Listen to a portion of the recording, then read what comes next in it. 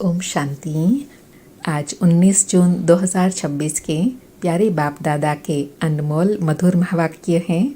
आज की मुरली के सार में दुख हरता सुख करता बाबा ने गीत की स्मृति दिलाई कि गाते हैं छोड़ भी दे आकाश सिंहासन, इस धरती पर आ जा रे। तो बाबा कहे बाप आते हैं पतितों को पावन बनाने व दुखियों को दुख से लिबरेट कर सुख देने के लिए। बच्चे जान गए हैं कि वही बाबा आया हुआ है। बच्चों को पहचान मिल गई है। बाप स्वयं बैठ बतलाते हैं, मैं साधारण तन में प्रवेश कर सारी सृष्टि के आदि मध्य अंत का राज तुम्हें सुनाता हूँ। बाप आकर समझाते हैं, बच्चे जब नई दुनिया थी तो भारत स्वर्ग था, नया था, जिसको सतयुग कहा जाता है।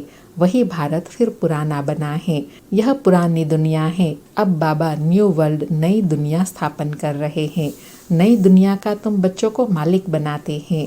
और कहा बच्चे ही पुकारते हैं, बाबा आकर के ज्ञान योग सिखाओ। परम पिता परमात्मा के सिवाय कोई राजयोग सिखा ना सके। फिर कहा कि बाप बार बार कहते हैं, देह अभिमान छोड़ तुम आत्म अभिमानी बनो और ऑर्गन्स द्वारा शिक्षा धारण करो। भल इस बाबा ब्रह्मा को चलते फिरते देखते हो, परंतु तुमको याद शिव बाबा को करना है। ऐसे ही समझो शिव बाबा ही सब कुछ करते हैं। तुम्हारी बुद्धि शिव बाबा की तरफ जानी चाहिए। कभी भी जिस्म को याद नहीं करना है। बुद्धि का योग बाप के साथ लगाना है। फिर कहा कि अभी आत्मा के पंख टूट गए हैं क्योंकि तमो प्रधान है। पत्थर बुद्धि बन गए हैं। बाबा कहे तो पत्थर से फिर पारस बनाने मुझे आना पड़ता है। बाप कहते हैं अब कितने मनुष्य हैं, सरसों मिसल संसार भरा हुआ है। अब सब खत्म होना है। सतयुग में इतने मनुष्य नहीं होंगे। नई दुनिया में वैभव बहुत है, मनुष्य थोड़े हैं। यहाँ पर मनुष्य ज्यादा हैं। फिर और सतयुग की स्मृति दिलाते कहा कि सतयुग में एवरीथिंग न्यू रहता है। नाम ही कितना मीठा है। हेवन, बहिश्त, देवताओं की दुनिया। फिर रूह रिहान करते स्पष्ट किया कि बच्चे कहते हैं बाबा हार पहनाए, तो बाबा कहे परंतु इनको हार पहनाएंगे तो तुम्हारा बुद्धि योग इसमें चला जाएगा। शिव बाबा कहते हैं हार की दरकार नहीं है, तुम ही पूज्य बनते हो, पुजारी भी तुम बनते हो। आपे ही पूज्य, आपे ही पुजारी। बाप कहते हैं ना मैं पूज्य बनता हूँ, ना फूल आदि की दरकार है। और साथ में कहा कि फूल हार पहनाना यह कायदे अनुसार देवताओं का हक है, क्योंकि उनकी आत्मा और शरीर दोनों पवित्र हैं।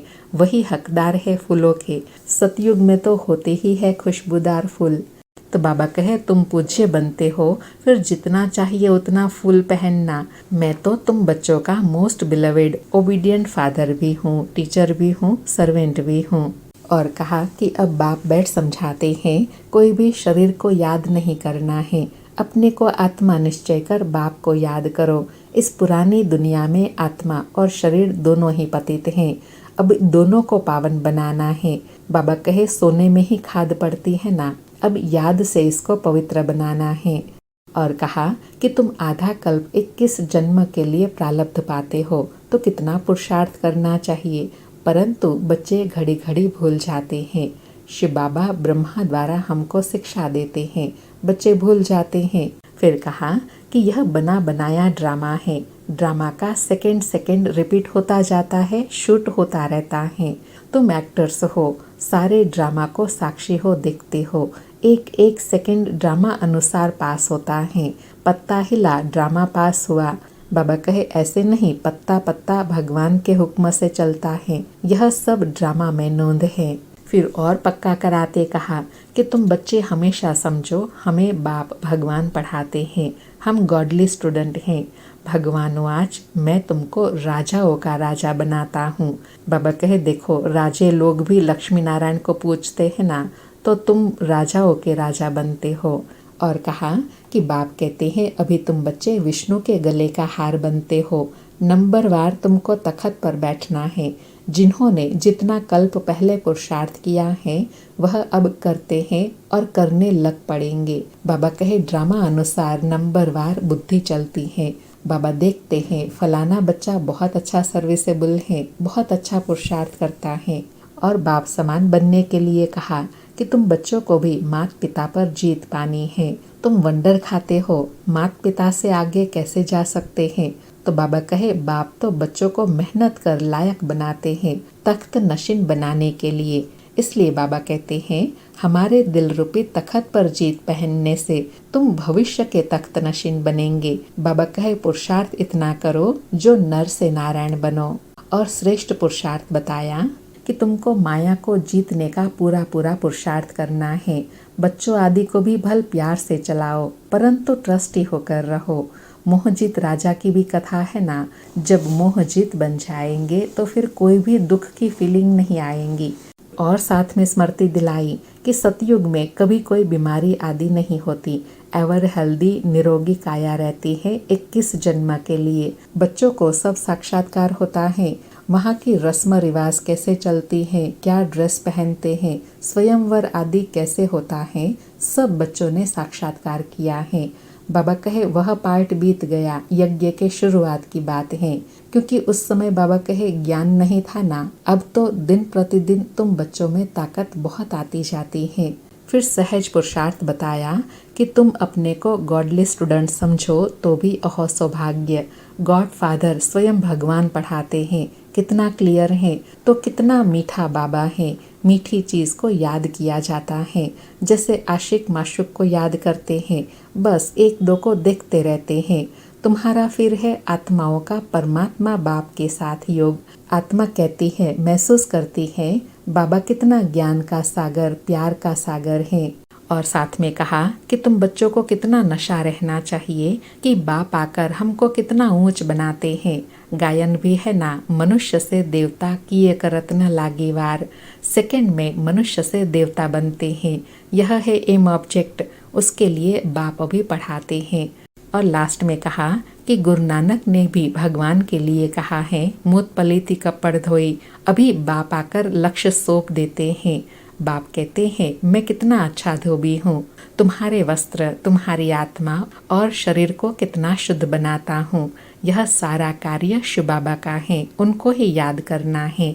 शिव बाबा ही आकर कौड़ी से हीरे जैसा बनाते हैं, तो ऐसे मीठे बाबा को कितना प्यार से याद करना चाहिए। सुनते हैं प्यारे बाप दादा के अनमोल मधुर महावाक्य। आज बाबा कहे मीठे बच्चे, शिव बाबा तुम्हारे फूल आदि स्वीकार नहीं कर सकते, क्योंकि वह पूज्य व पुजारी नहीं बनते। तुम्हें भी संगम पर फूल हार नहीं पहनने हैं। आज मुरली से प्रश्न है, भविष्य राज्य तख्त के अधिकारी कौन बनते हैं? उत्तर में बाबा कहे, जो अभी माता पिता के दिल तख्त को जीतने वाले हैं, वही भविष्य तख्त नशीन बनते हैं। वंडर है, बच्चे माता पिता पर भी विजय प्राप्त करते हैं, मेहनत कर माता पिता से भी आगे जाते हैं। आज मुरली में गीत बजा, छोड़ भी दे आकाश सिंहासन, इस धरती पर आ जा रे। सारी मुरली से धारणा के लिए सार है। पहला पॉइंट, बाप के दिल रूपी तख्त पर जीत पाने का पुरुषार्थ करना है। परिवार में ट्रस्टी रहकर प्यार से सबको चलाना है, मोहजीत बनना है। बाबा कहे प्यार से चलाना भी है और मोहजीत भी बनना है। दूसरा पॉइंट, योग बल से आत्मा को स्वच्छ बनाना है। इन आँखों से सब कुछ देखते हुए याद एक बाप को करना है। यहाँ फूल हार स्वीकार न कर खुशबूदार फूल बनना है। आज प्यारे बाबा का वरदान है, प्रारब्ध की इच्छा को त्याग, अच्छा पुरुषार्थ करने वाले श्रेष्ठ पुरुषार्थी भव। प्रारब्ध की इच्छा को त्याग, अच्छा पुरुषार्थ करने वाले श्रेष्ठ पुरुषार्थी भव। स्पष्टीकरण है, श्रेष्ठ पुरुषार्थी उन्हें कहा जाता है जो पुरुषार्थ की प्रारब्ध को भोगने की इच्छा नहीं रखते। जहाँ इच्छा है वहाँ स्वच्छता खत्म हो जाती है और सोचता बन जाते हैं।